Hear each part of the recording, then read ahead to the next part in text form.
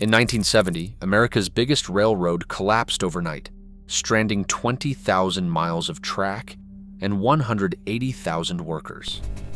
That disaster nearly wiped out the nation's supply lines, and then one machine, called too loud and too outdated for California, ended up carrying 10% of all American freight for half a century. If regulators today still don't understand its importance, how did the entire system come to depend on it in the first place? June 21st, 1970. Penn Central Transportation Company filed for bankruptcy in federal court, sending shockwaves through the American economy. At the time, Penn Central was the sixth largest corporation in the United States, controlling 20,000 miles of track and employing 180,000 employees. Headlines blared the news. The largest corporate bankruptcy in United States history had just begun. Freight shipments stalled. Passenger trains were stranded. Warehouses filled with goods that suddenly had no way to move. In cities from New York to St. Louis, workers learned by radio that their paychecks might bounce. Towns across the Northeast and Midwest depended on Penn Central's lines for everything from coal to groceries. Now those lines faced abandonment. Economists warned that the collapse threatened the nation's supply chains. Food, fuel, and raw materials moved by rail every day. If Penn Central stopped running, factories would shut down within a week. The ripple effect reached Wall Street, where the company's failure triggered a panic in the commercial paper market. Banks scrambled to contain the fallout. Congressional hearings began almost immediately. Lawmakers demanded answers from railroad executives and federal regulators. How could the backbone of American transportation collapse with so little warning? Some blamed mismanagement and failed mergers. Others pointed to decades of underinvestment, burdensome regulation, and the relentless rise of trucks and highways. For the families of 180,000 employees, the crisis was personal. Railroaders faced layoffs, lost pensions, and an uncertain future. In rural towns, the railroad was often the largest employer. Without it, entire communities risked fading away. Historians later described the Penn Central bankruptcy as a national emergency. It was not just a business failure, it was a warning that the entire railroad industry was on the brink. As headlines tracked the unfolding disaster, the question grew louder. If the biggest railroad could fail, what would happen to the rest? Penn Central's collapse set off a domino effect. Over the next decade, more railroads would fall. The nation's freight network, once the envy of the world, now faced the real possibility of collapse. The need for a new solution had never been more urgent. Rock Island's bankruptcy in March 1975 sent another shockwave through the heartland. The railroad, once a vital artery for grain, coal, and manufactured goods, operated nearly 8,000 miles of track across the Midwest and South. Within a few years, over 5,000 miles would be abandoned or sold for scrap. In small towns from Iowa to Texas, the loss was immediate. Grain elevators stood idle, factories scrambled for trucks, and thousands of railroad workers faced layoffs. The federal government scrambled to contain the fallout, passing the Railroad Revitalization and Regulatory Reform Act in 1976 to preserve what it could. But for many communities, the lifeline was already gone. Dominoes kept falling. On December 29, 1977, the Milwaukee Road filed for bankruptcy, the second time in less than a decade. At its peak, Milwaukee Road stretched more than 10,000 miles, reaching from Chicago to the Pacific Northwest. By the end of the decade, more than 4,000 miles had disappeared, and iconic lines like the Pacific Extension were torn up and sold off. The Pacific Northwest, once linked by electrified rails, found itself cut off from the rest of the nation's freight network. 20,000 jobs vanished. Federal reports warned that up to 30,000 miles of track nationwide could be lost in the coming years if nothing changed. Railroad executives and lawmakers argued in hearing rooms over who bore responsibility. Some blamed outdated regulations that forced railroads to run unprofitable routes. Others pointed to labor contracts, deferred maintenance, and the relentless competition from trucking companies and highways built with public funds. The numbers told the story. Between 1970 and 1980, the nation's rail mileage shrank from 215,000 to under 180,000. In just a few years, more than 12,000 miles of track disappeared, mostly in rural areas that had no alternative for moving goods. The crisis was no longer theoretical. Farmers watched as their crops piled up with no way to ship them. Factories faced rising costs and uncertain deliveries. For many towns, the railroad had been the main link to the outside world. Now that backbone was gone. The scale of the unraveling forced a new question onto the national agenda. How could America keep its freight moving when the backbone of the system was coming apart? The search for an answer would drive the next wave of engineering and innovation. January 1972. On the factory floor in LaGrange, Illinois, a new kind of diesel locomotive came to life. Mechanics gathered around the engine bay, not just to admire the 16-cylinder, turbocharged heart beating beneath the hood, but to see how quickly it could be brought back from the dead. This was the SD-40-2, the latest creation from General Motors' electromotive division, and its secret wasn't just brute force. It was a revolution in how machines could be fixed.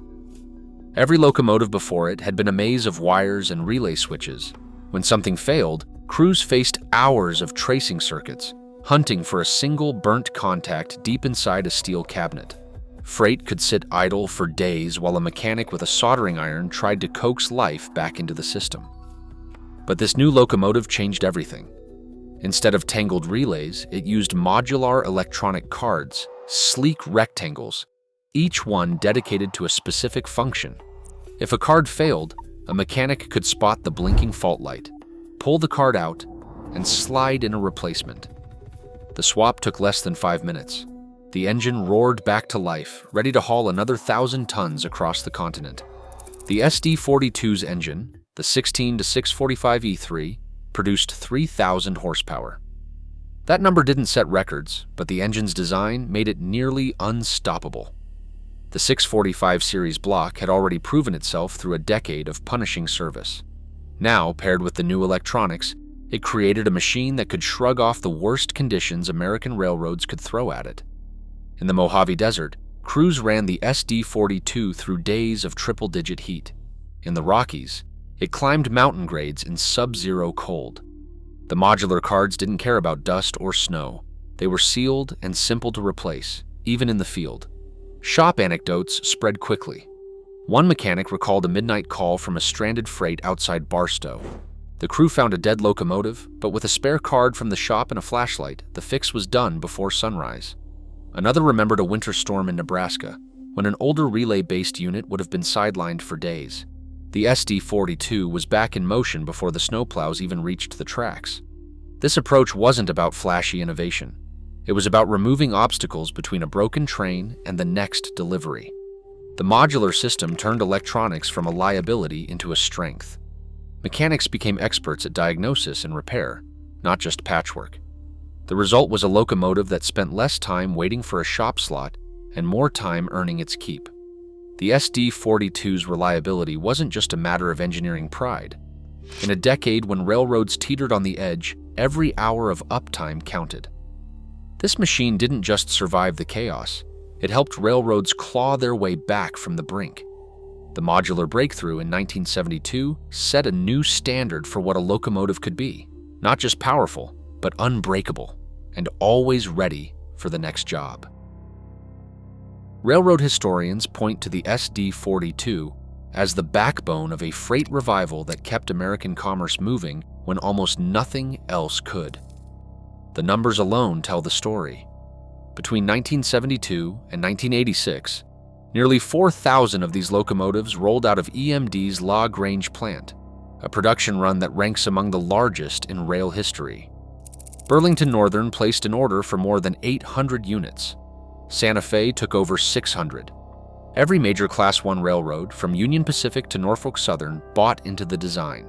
Short lines and regionals followed, betting their futures on a machine built for endurance over flash. By the late 1970s, the SD-42 wasn't just another locomotive. It was the standard. American Association of Railroads rosters from that era show Dash 2s rapidly filling out fleets that had been battered by years of deferred maintenance and financial crisis. Where once a railroad's motive power was a patchwork of aging models and experimental oddities, the Dash 2 brought consistency. Crews knew what to expect whether they were hauling coal out of Wyoming, containers across the Mojave, or grain down to the Gulf. Mechanics could swap parts between units. Dispatchers could count on a machine that would start on a cold morning and finish the job 1,000 miles later. The impact wasn't theoretical. Federal ton-mile data from the 1980s and the 1990s shows that these locomotives were responsible for moving around 10% of all freight shipped in the United States. That's coal for power plants, cars for Detroit, wheat for export, electronics from the ports. 1 out of every 10 tons moved by railroad behind a Dash 2. For many railroads, these units ran nearly around the clock, racking up 1 million miles or more before their first major overhaul. In the words of one transport historian, the SD-42 was the right machine at the right moment. It saved more than railroads. It saved the links that held the country's supply chains together. As the years passed, the Dash 2's reputation only grew. Some railroads built their entire business models around the reliability and interchangeability of these units. By the early 2000s, 1,000 SD-42s were still in daily service, many on their second or third owners, rebuilt and repainted, but still running on the same frames and engines installed in the 1970s. Short lines, in particular, found them indispensable. The ability to buy a proven locomotive, maintain it with off-the-shelf parts, and keep it running for decades became the difference between survival and abandonment. This scale of adoption created a quiet dependence. When regulators and policymakers looked at emissions and fleet age in the 2020s, they were often staring at the legacy of a locomotive that had outlived its era. The SD-42 didn't just fill a gap during a crisis. It became the foundation of American freight operations for half a century, hauling 10% of everything Americans shipped, year after year, decade after decade. At the heart of California's regulation was a promise: zero-emission freight trains by 2035, with older diesels gone by the end of the decade. But in the hearing rooms, even some regulators admitted the numbers did not add up. A CARB engineer, pressed for details, conceded that the battery-electric pilots had yet to move a single mainline freight train across the state. The range just was not there. In yard switching, a prototype could manage 25 or maybe 30 miles before needing hours of recharge. For cross-state runs, the gap was even wider. No battery locomotive had made it from the ports of Los Angeles to the Central Valley without stopping. Hydrogen fuel cell concepts looked promising on paper, but the infrastructure simply did not exist. California had fewer than 100 hydrogen stations, all built for cars. Not a single one could handle the daily fuel needs of a 3,000 horsepower locomotive. Building a statewide rail hydrogen network would cost tens of billions, and even then, the fuel itself remained 3 to 5 times as expensive as diesel per ton mile. Electrification, the model that powered Europe's high-speed trains, faced its own barriers. Running overhead wire across California's 6,000 miles of freight track would demand an investment of at least $20 billion, with some supply chain economists warning the true figure could double that. Railroads pointed out that even in the busiest corridors, the cost per mile was several $1 million, money that would have to come out of maintenance, upgrades, or more likely, not at all. Industry experts laid out the math. The technology to replace old diesels at scale was not close to ready. Battery and hydrogen pilots were still stuck in demonstration mode. Electrification was a financial mountain. One supply chain economist put it bluntly: you can regulate the future, but physics and capital costs are not going away. By the time the lawsuits landed in federal court, the cracks in the plan were already visible, on spreadsheets, in pilot project logs, and in the quiet admissions of those tasked with making it all work. Federal courtrooms filled with lawyers and policy experts as the railroads took their case against California. In June 2023, the Association of American Railroads and the American Short Line and Regional Railroad Association filed suit, arguing that only Congress could regulate interstate rail commerce. Their legal team pointed to the Interstate Commerce Commission Termination Act, which gave federal law supremacy over state rules.